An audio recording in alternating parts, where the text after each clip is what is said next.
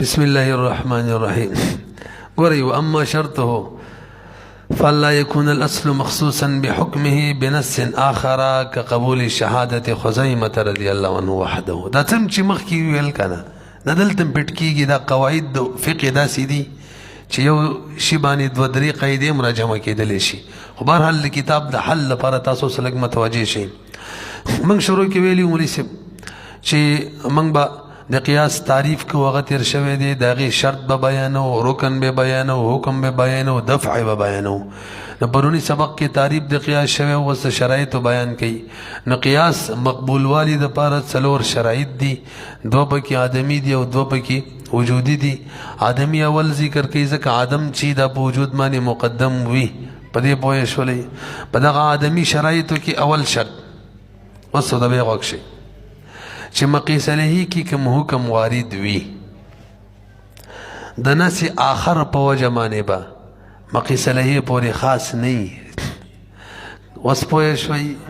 مقیس علیه کی کوم حکم وارد وي د نس آخر په وجه به مقیس علیه پورې خاص نه وي. کچری نس آخر په وجه د مقیس علیه حکم مقیس علیه پورې خاص وو، دغه صورت کې دا حکم من بل چاته نشو متعدی کولی، بل څوک په هغې باندې نشو ورقیاس کولی.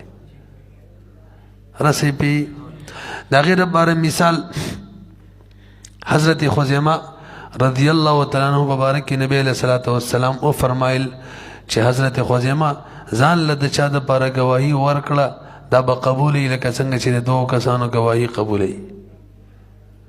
نو څه ګورئ حکم چې د خزیمه رضی الله عنه ګواهي د ځان له قبول شي. د نس آخر د نبی علیه السلام د دې قول په وجه دا نس آخر دی چې د حضرت خزیمه ګواهي د ځان له قبول شي. دا نس آخر دی. د دې نس آخر په وجه دا حکم چې ځان له دې ګواهي قبول شي خاص دی حضرت خزیمه پورې. نس آخر په وجه هغه پورې خاص دی دا حکم، هغه باندې بند دی بس. نور څوک اوس په هغه نشو ورقیاس کولی. مثلا ته وایې چې حضرت ابوبکر، حضرت عمر، نور ګڼ صحابو کې یو صحابي روالي وی چې هغه هم صحابي دی، حضرت خزیمه هم صحابي و، حضرت خزیمه مقیس علیه دغه بل صحابي مقیس علت مشترکه صحابیت حکم د هغه ګواهي ځان له قبلېده د ده قبول شي، دا نشو کولی. ولی نس آخر راته ویلي چې دغه حکم کم مقیس علیه کې لګېدلی هغه پورې خاص دی. اوس پوه شوئ؟ راځئ نوره قصه کوو. واما شرط عمر چې شرط د قیاس دی څلور شرایط دي، نو دوه پکې آدمي دي. نو اول فالله یکون الاصل مخصوصا، مولوي صاحب نه به وي اصل نه مراد دلته مقیس علیه د صحیح رایې دا ده. موږ هلته نور الانوار کې ویلي اصل نه مراد څوک ده چې نه به وي مقیس علیه مخصوصا بحکمه، مخصوص به نه وي په خپل حکم کې، حکم به مقصور نه وي په مقیس علیه پورې، مقیس علیه به مقصور علیه نه وي، حکم به بند نه وي هغې پورې. د نور کې ویلي که نه با په مقصور داخله ده.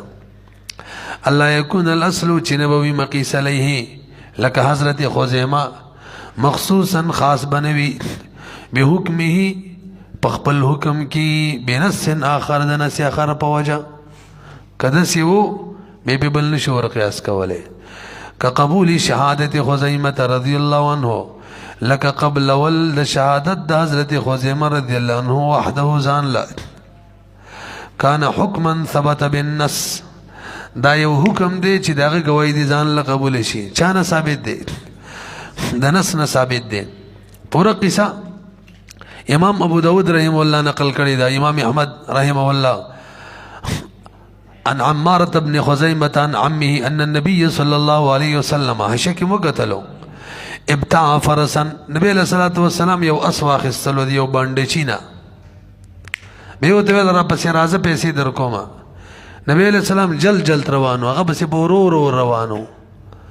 نڅکسانو نبی علیہ السلام مخ کې تیر شو تیز روانو، دا سلو روانو. نڅکسانو د سره دغه اس ولیدو، ورته په موږ باندې را خرڅ کا. نبی علیہ الصلوۃ والسلام ته आवाज وکړو، هغه ودرېدلو او ورته وی ته په ما را خرڅ کړی دی، په دې څنګه خرڅې؟ وای تا سره څه ګوان دي چې ما په تا در خرڅ کړی؟ نو بدی کې حضرت خزیمه گواہی ورکړه. تاسو ګورئ دغه عبارت ته فاستتبعه النبي صلی الله علیه وسلم ځان پسې ور پسې کو چې راځه را پسې ليقضي ثمن فرسه چې د فرس ثمن ادا کی. فاسرع رسول الله صلی الله علیه وسلم تیز روانو المشي مشي تیز کولا وابطأ الاعرابي بورو روانو فطفق رجال سکسانو شروع شو اغو عربی تر مخ کې شو قیمت ور سره د فرس کولو چې بچوي خرڅه ولا يشعرون اغو ته پته نه و چې نبی علیہ الصلوۃ والسلام د دنا اخسته. نو فنادى الاعرابي وذكر رسول الله صلی الله علیه وسلم فقال ان كنت مبتاعا کشریتی علی دا فرس وړې راکه د غنی ګوره په بل شي خرڅوما. نبی علیہ الصلوۃ والسلام چې आवाज اورید ودرېدلو فقال وليس قد ابتعته منك دغه کنه آیتانه ما خسته نه دیڅ. نو بدی کې عربي شروع شو نبی علیہ السلام تو وی حلم شهید گوارا والا. فقال حضرت خزیمه فرمایل ان شهدناک دغه کنه انا اشهد دے انا اشهد انک دے کنه از گواہی ورکوم ته چې قد بایات او تا د سره بیا کړی دا به څه دے. فاقبل النبي صلی الله علیه وسلم علی خزیمه نبی علیہ الصلوۃ والسلام تعجبا حضرت خزیمه ترا مخامخ شو ته بما تشهدو څنګه وایي ورکه او ته ویجی ستا په تصدیق باندې یا رسول الله.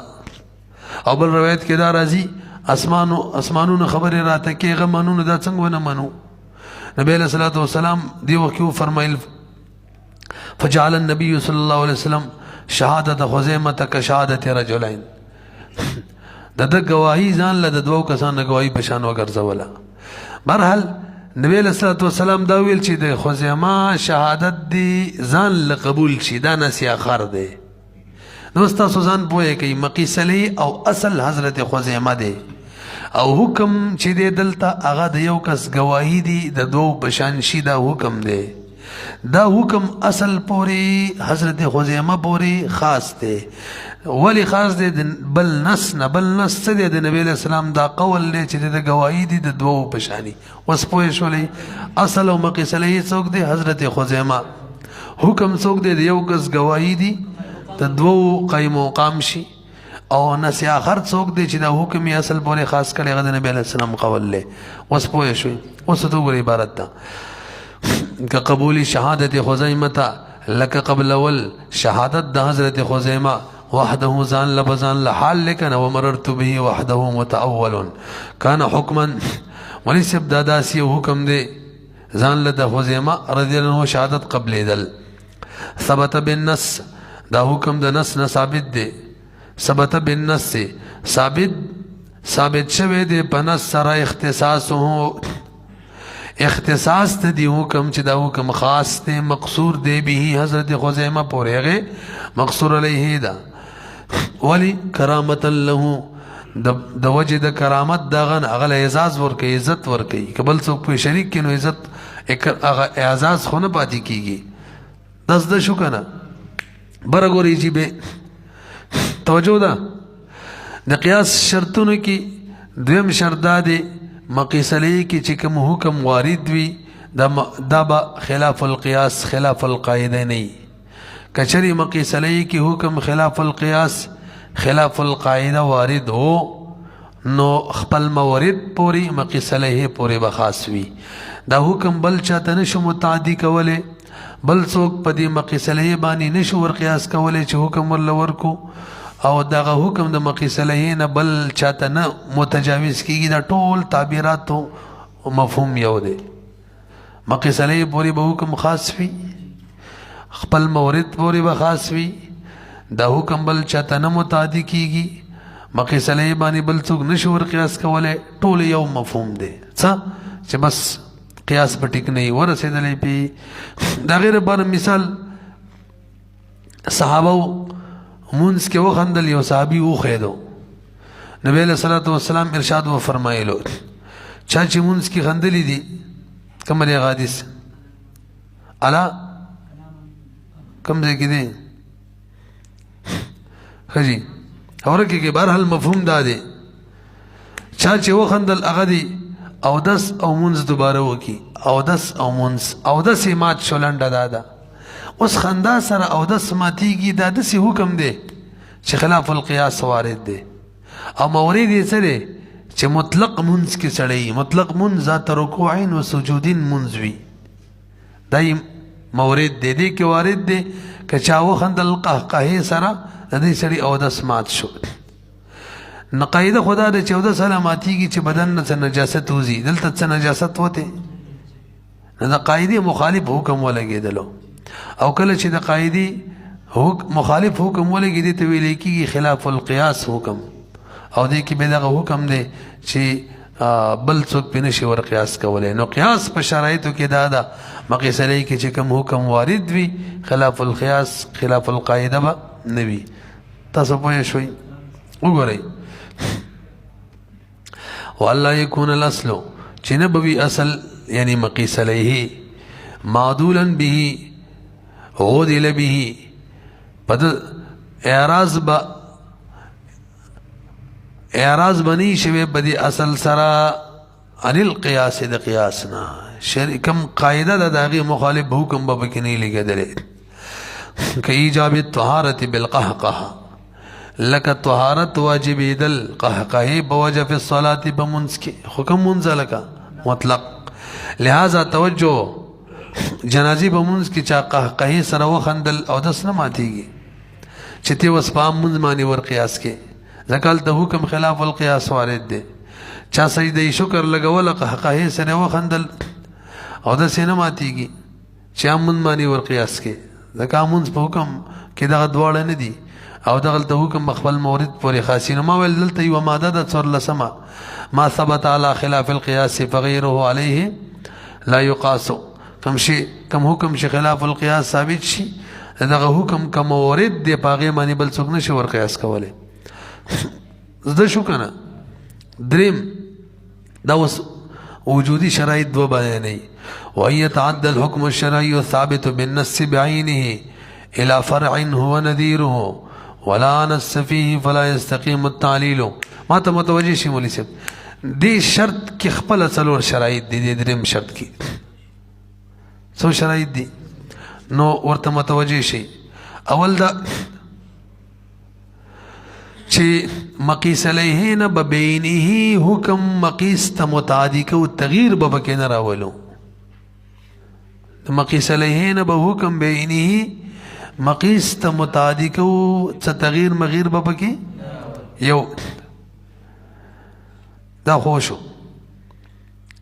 دویم مقیس به د مقیس علیه نظیر وي. مقیس به د مقیس علیه مثالونه روان دي څو شو دوا. دریم مقیس کې بنس نه وارد د خپله څو شو ایو می پری خیره او دا حکم بشری حکم وی لغوی بنوي واوري لغوی شری حکم به یو پوه شو بعینه به متعدی کیږي دوا. مقیس با نظیر د مقیس علیه وی درې نصب په مقیس کې نه وارد څلور. یاد نشو لن تعبیر به ما کولو که دا سو ریکارډینګ کې واوریدل نور انور کې هغه داسې چې حکم بشرعي وي او بعینه به متعدی شوی او نصب په مقیس کې نه موجود او مقیس به نظیر د مقیس علیه بس خبره ختمه. نورې مثالونه را روان دي تاسو ګورئ لږ. وان يتعدى الحكم او متعدی شوی به وي او متعدی کیږي به حکم الشرعي کم حکم به وي لغوی نه بیان را روان دی. الثابت بالنص کم چې بنص سره ثابت دی. چا پکې دام بل جوړ کړی دی چې حکم به د نص نه ثابتي. حکم به داسې نه چې قیاس نه ثابتي. حکم به داسې نه چې خپل قیاس نه ثابت دی بل ته بل به د څه ور قیاس کې خپل د مقیس ته بل به څه ور قیاس کې نه نصیب انور انور کې دی کایو پکې چا د امر غره کړي یو بلم د تعدیه موږ چې قیاس شوغه ته ضرورت نشته به. بهرحال څلور دی ګورئ متعدی کیږي به حکم شرعي داسې حکم شرعي چې کوم د نص نه ثابت دی. دویم بعینه بوي څه تغییر سره به داسې بنی چې مقیس علیه کې یو شان وي او مقیس کې دی بل شانی. مثال را روان دی. دریم الی فرع هو نذیره فرع ته متعدی شوی متعدی کیږي داسې فرع چې به نظیر د اصل وي. څلورم ولا نص فيه بدی مقیس کې بنص هم نه وارد څو شو؟ نو دریم شرط کې څلور اجزا. فلا يستقيم التعليل لاثبات اثم الخمر. ما ته برګوري جی زمنګ د حنابو رائے دا شول چې حکم لغوي نشي متعدی کولې د یو نه بلتا. ځکه خو لغت دی، لغت کې څوک قیاسونه نه کوي. اصل کې دا لغات چې وضع کیږي دا څه د قاعدې د لاندې نه وضع کیږي. چې مثال دغه یو شی له سړی نوم دی لغت کې، مثلا دې ته به چت وایو او بس دا څه قاعده ده، عقایدې د وجې نه به دې ته موږ چت وایو. او دا څه قاعده ده چې قاعدې د وجې نه به موږ مثلا دغه لوړ ځای ته غر وایو او دغه بل شي ته به دیوال وایو. دې لپاره څه قاعدې شته؟ ستا څه نوم دی لکه د محمد یوسف نوم دی، څه قاعده خو یې مور او پلار مخې ته نه وه چې د هغې قاعدې به بنا باندې دا نوم کېښودلو، که قاعده بله وی به بل نوم کېښودلی، داسې هېڅ نه وي. نو اوس متوجه شي. امام شافعي رحمه الله فرمایي که نه اصل کې مسله دا ده چې زموږ د حنافو رایې دا اول زموږ حناف را مخکې کوي چې شراب چې دي قلیلم حرام دي کثیرم حرام دي. که نشه پیدا کړي که نه پیدا کړي چا چې څکلي به حد کېږي. او د شرابونه علاوه کم نشاور اشیا دي هغه که قلیل وي نشه پیدا نه کړي نه به دغه شان حرام نه دي. او که نشه پیدا نه کړي بیا په حد هم نه جاري کېږي. حکمونه بدل شو که نه شو؟ پوه شوې پې؟ لکه مثلا چرس روالی، اگر چې چرسو کې حد مسله شتم نو بهرحاله سي حرام خبره به کوو. امام شافعي رحمه الله وایي څومره چې نشاور اشیا دي که نه بس هغه هم خمر دي هم شراب دي. چې هغه شراب دي که نه نو د شراب احکام به هلته هم وي، قلیل هم حرام کثیر هم. نشه پیدا کړي یو که نه حد به جاري کېږي. ټولو کې دا حکم لګوي. راځي د شرابو تعریف به وکړو. شراب چاته وایي؟ هو النیع من ماء العنب. تاسو به ویلي دا هغه جوس دی د عنبو د انګورو د اوبو. انګور یادومه، وڅکې نه یادومه، ممیز چې ورته وایي هغه نه، انګور خجور هم نه یادومه، وربشي غنم هم نه یادومه. یو جوس او دویم د چای وي د انګور وي او هغه ټینګ شوي سختې شوي او زږې ایشتلی. ټینګ شوي او زږې ایشتلی دا د امام صاحب په نظم باندې قید دی، صاحبین دا قید هم نه لګوي. دې ته ویلی کېږي شراب. اوس که د وڅکو اوبه دا غیر خمر شو. میوه ته وایي که څه ورته وایي زبیب ممیز چې ورته وایي، د قجورو اوبه د چوارو اوبه د غنمو اوبه د وربشو وي دغه شان د جوارو وي او شراب ته جوړ شي. هغه شراب نه دي که نو هغې کې که نشه نه راولي حلال او دا که نشه نه راولي حرام. هغه که نشه نه یې راوستي حد نه جاري کېږي، دا که نشه نه یې راوستي حد جاري کېږي. په دې مسلو پوه شوئ؟ دا زموږ د حنافو رایې ده. شافعي څه وایي؟ مړه بس کم شي چې څکلو سره سړي کې نشه راوستله، عقل باندې پرده راوستله، بس هغه ټول خمر دي. دې ته قیاس لغوي ویلی کېږي. ښه خمر ته وایي، خمر ځکه وایي چې به عقل پرده راولي، پردې ته وایي. صحیح شو؟ خمر څه ته وایي؟ پردې ته. نه دې ته دا خمر ځکه وایي چې په عقل پرده راولي. نو نور کم د قجورو اوبه دي، د جوارو اوبه دي، د غنمو دي، د زبیبو دي، تاسو پوهېږئ که نه؟ دا هم په عقل پرده راولي، نو هغه هم خمر شو. تاسو څه ګورئ دې قیاس ته؟ دا قیاس لغوي دی، شرعي نه دی. مقیس علیه حکم مقیس ته نقل نه کو بلکې نوم یې نقل کو. نوم تاسو نه پوهېږئ. لکه بالفرض د قجورو اوبه روالی هغې ته شراب ویل، نو هغه مقیس د انګورو اوبه مقیس علیه علت مشترکه هغه مخمرة العقل پرده په عقل راوستل. حکم د دې نوم شراب د هغې له ورکول حکم نه یادوي. دې ته قیاس لغوي ویلی کېږي چې د یو لغت یعنی نوم د یو ځای نه د علت مشترکه په وجه باندې بل ځای ته نقل کړي. دې ته څه ویلی کېږي؟ دا ځکه دومره تاکید سره وایم چې ما ته یقین نه دی که تاسو په دې حکم لغوي په قصه پوه شوي مخکې. اوس پوه شوئ بیخي؟ نو نوم نقل کوي حکم نه. نو د قیاس په شرایطو کې دا دی چې نوم نه حکم به نقل کوي. کوم دی کې چې نوم نقل کېدلو کار نه کېږي. موږ څه ویل؟ ان يتعدى الحكم الشرعي. امام شافعي رحمه الله وایي چې د جوارو د غنمو د قجورو اوبه چې کله شراب شو اوس پکې حکم د خپله وایي رالی.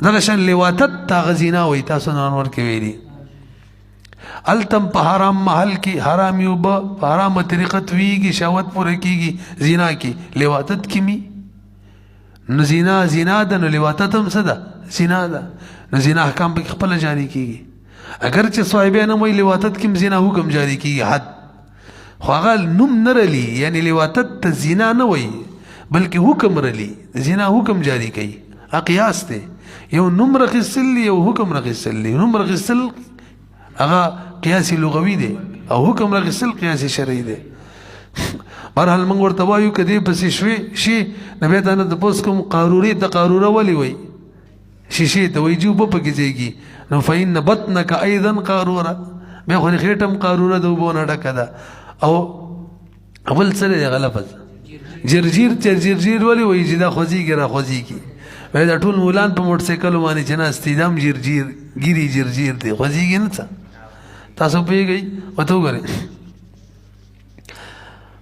فلا يستقيم التعليل نتیجه دا شولا چې صحیح نه دی تعلیل مولوی صاحب تاسو په پیژنې یو ته تعلیل وای یو ته تعدیه وای کنه پیژنې تعلیل چاته ویل کیږي مقیس علیه کی د حکم علت بیانول معلومه ولید څه وای تعلیل او تعدیه چاته ویل کیږي علت مشترکه په وجه د مقیس علیه نه حکم مقیس ته ورکول نو څه وای فلا يستقيم التعلیل نو ابه موږ ویلو تعدیه خو قیاس دی فلا يستقيم التعلیل نو صحیح نه دی علت بیانول لاثبات اسم الخمر د بار دي چې ثابت شي د شراب نوم لسائر الاشربه او د پارا نور اشربه چې دي د قجروب تاسو تمویل د جواروب چې شراب چې نشاور جوړ شي ویغه ته خمر ویل لا ټیک نه دي لانه ليس بحکم شرعي ځکه دا تشریع حکم خو نه دی ولا لصحت ظهار ذمي الاکبر وګورئ توجه ده کنه تنشوي غنستي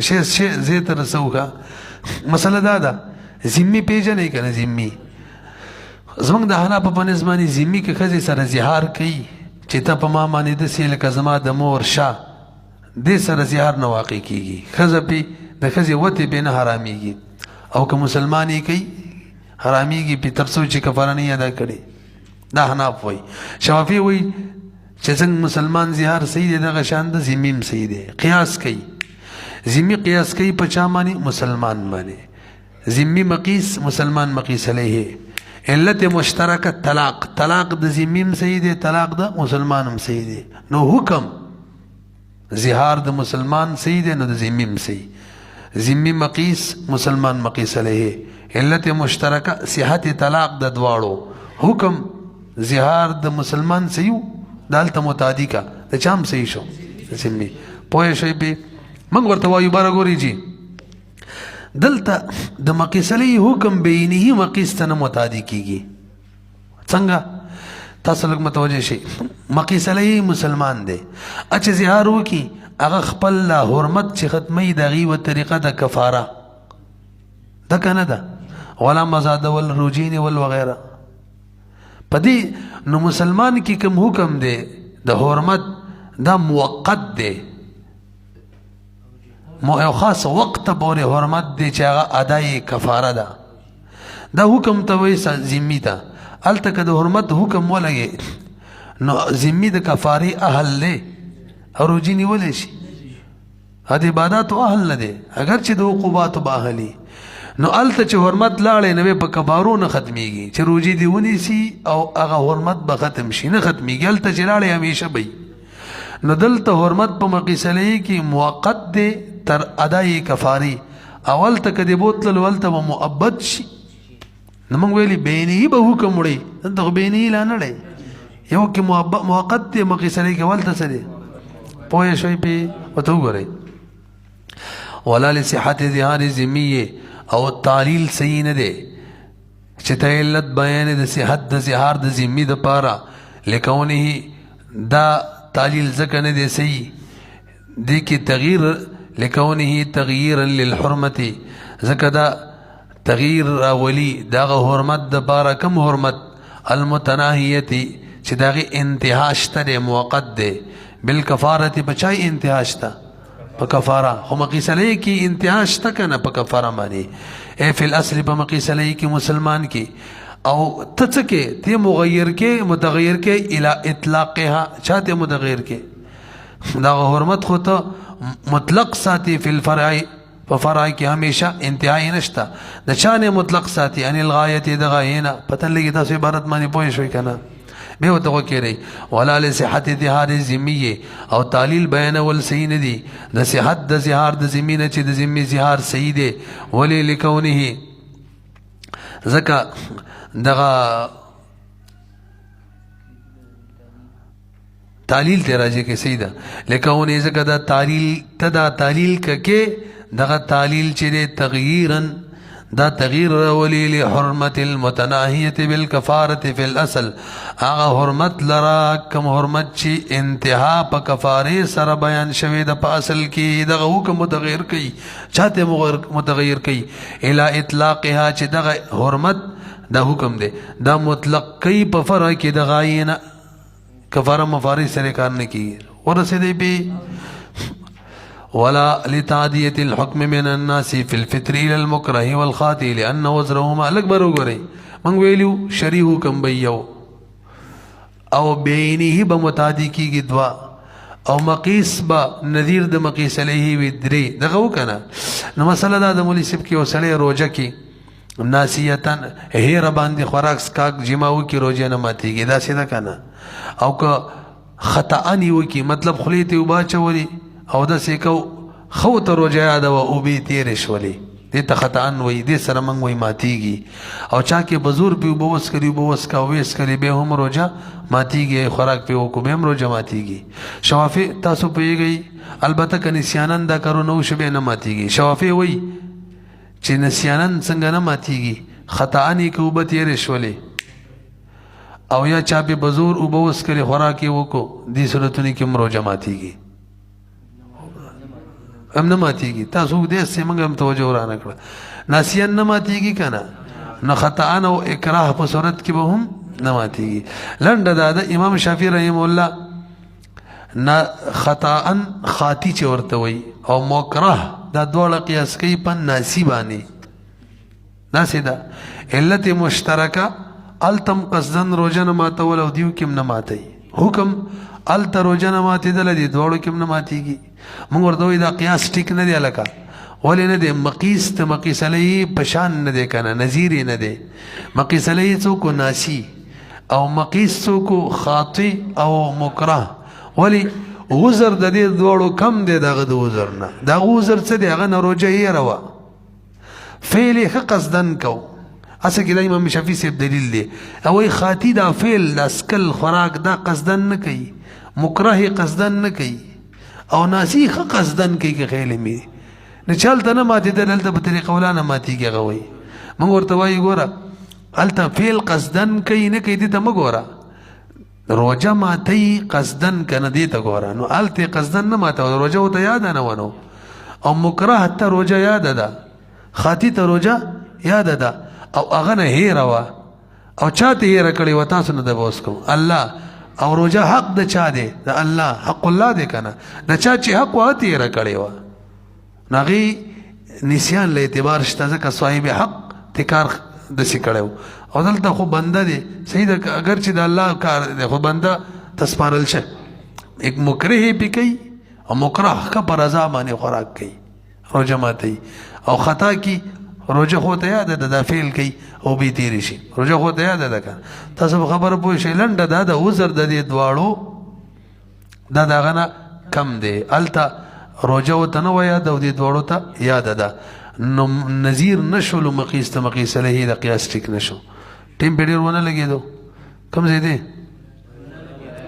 ولا لتعدیه الحكم او سین دې تعلیل د بار دې چې حکم متعدی کی من الناسینا فی الفطر د فطر بمسله کې الى المکرهه والخاطیه وجه لان عذرهما ذک عذر د مکره او د خاطی دون عذره د ناسینا کم دی فکان تعدیته کچریت د ناسی حکم دی دواړو تویسی نو دا به تعدیه د حکم شي د ناسینا الا ما هغه چاته لیس بنذیره چې هغه نذیر نه دی د مقیس علیه د اصل او د ناسی لکه دې مسله کې تاسو پوه شئ. اخیری ولا شرط الایمان ولا یستقیم التعلیل لشرط الایمان دی کنه فی رقبه کفاره الیمین والظهار وفي دم مخکې ویلي ما ته لږ وګورئ تاسو ته مسله معلومه ده چې د قتل په کفاره کې ور سره مؤمنه قید راغلی دی غلام آزادېدلو کې رقبه او د یمین باغی کې ور سره نشته مخکې ویلو او د زیار باغی کې ور سره نشته دی. امام شافعی رحم الله د یمین په مسله کې غلام آزادولو کفاره او د زیار باغی کې دا قیاس کوي د قتل باغی باندې. نو الته مؤمنو دې دوړو کې ملګي نو د قتل کې غلام آزادول کما کفاره د مقیس علیه یمین و زهار کی مقیس علت مشترکه اغم کفاره دم کفاره التم غلام آزادول دلتم حکم التم مومنه قید دی دلتم می دا څوک کوي امام شافعی رحم الله. تاسو په شولې پی هدي من ورته جواب کوو چې دا قیاس ټیک نه دی ځکه د قیاس په شرایطو کې دریم شرط کې څلورم جز دا دی چې مقیس کې بنس نه وارد دلته خو په کفاره یمین کې او کفاره زهار کې ته څوک قیاس کوي کې خپل نس وارد دی کنه اگر چې مطلق دی خو نس وارد دی بل تغییر مراولی کې خیل می مطلق نه چاته اړای مقید ته دلته مطلق دی ته مقید کې او قیاس په وجمانی مطلق حکم مقید کول خو نسخ یار سورج مخ کې ویل دا نسخ کې نه دا په قیاساتو نه کیږي زمخ کې یو دا شو بل مثلا بکې دا ولی چې زمونږ د حنابو مسلک داری چې واجب صدقه چې د زکات د مسلمان فقیر لور کې او کوم نفلی صدقات دي هغه کافر فقیر لمور کولی شي. شوافی وی مصرف د صدقاتو که واجب وي او که نفلی وي صرف مسلمان فقیر دی څنګه چې زکات مسلمان فقیر له ورکې به او کافر له نشي نفلی صدقات هم ورله نشي څوک وي امام شافعی رحم الله. تاسو پوهیږئ کنه نو هغه نفلی صدقات قیاس کوي بچا باندې واجب یعنی زکات باندې او زکات کی حکم څه دی کافر لینے شي علت مشترکه دواړو کې صدقه ده حکم کافر لنه شي نفلی صدقات هم کافر لا نشي پوه شوي کنه نه دې کې موږ ته جواب کوو بھئی نفلی صدقات کافر لا شي ورکولې واجوړې نو خبره پدې کې نص وارد دی باقاعده څوک پکې وارد دی نص ته انما الصدقات للفقراء مطلق ویل الله مطلق دی کنه دی بس فقراء که څوک می ورکولې شي او بات شول زکات مسله او حضرت معاذ په حدیث کې نبی صلی الله علیه وسلم ورته فرمایي یو قوم الذي عیسایان قوم دی هغه ته ول ایمان خبرو کې به د منځ او به ززه به ورته وي چې تاسو کې اغنیاونه به مال خصل کیږي به تور زکات هم پتا سو تبرت کیږي یعنی تاسو فقرا وتا خلم دی نه مسلمانانو فقراونه به مالدارونه به خصل کیږي او مسلمانانو فقرا او تبرت کیږي پر هل نور خبر کو تاسو غوري کمله ولا لشرط او سین دے تعلیل لشرط الایمان چی ایمان دی شرط شی دے بارت تعلیل کے فی رقبت کفارت الیمین کی دی ایمان شرط شی والظہار کی دی شرط شی وفی مصرف الزکاة ومن فصرف الصدقات کی ہم نلے تعلیل سی لأنه تعدیت زکدا تعدیت الى ما آغا چاہتا فیہ نسن چاہی کے نس راغلے ورسر سوئی بی تغییرم کئی مطلق نے سے جوڑی مقید تاسو پوهیږئ کنه الکه دا کومه قصه چې ما وکړه دا موشي نه ده صحیح خبره ده چې تاسو راته ما ته لږ متوجه شئ دا انما منګه داسې مسله وکړه چې مطلق حکم چې هغه انما الصدقات للفقراء داسې مې ویل کنه دا کافر فقیر تم شامل او چاته مو مسلمان ته تا دا قیاس کو بچا مانی زکات په مصرف باندې داسې وکنه هغه کې صرف مسلمانو نو دا کوم سره مسلمان دي کوم مطلق دی مقید کو دسه مو لګاو خو سید ادم علی سب انما الصدقات للفقراء چې هم دا د زکات مسله ده فقراء مسلمانان یې دی نو دسه ویل پکارو چې نص پکې واردی مقیس کې غدا الله پاک فرمای لا ينهاكم الله عن الذين لم يقاتلوكم في الدين ولم يخرجوكم څنګه دې به ان تبرهم تاسو هغه سره تبرعات کولای شي ویلي دي کنه نو مقیس یعنی کافرانو مبارک ویلي تاسو هغو سره تبرعات صدقات ورکولی چې باقاعده نص پې وارد دی، نص وارد دی. او تی اوس قیاس کې په چا باندې زکات په مسله باندې هغې کې صرف مسلمان لري، دا به هم صرف مسلمان له ورکې، هلته خو نص وارد دی، ولې په دې قیاس کې؟ اوس صحیح شو که نه؟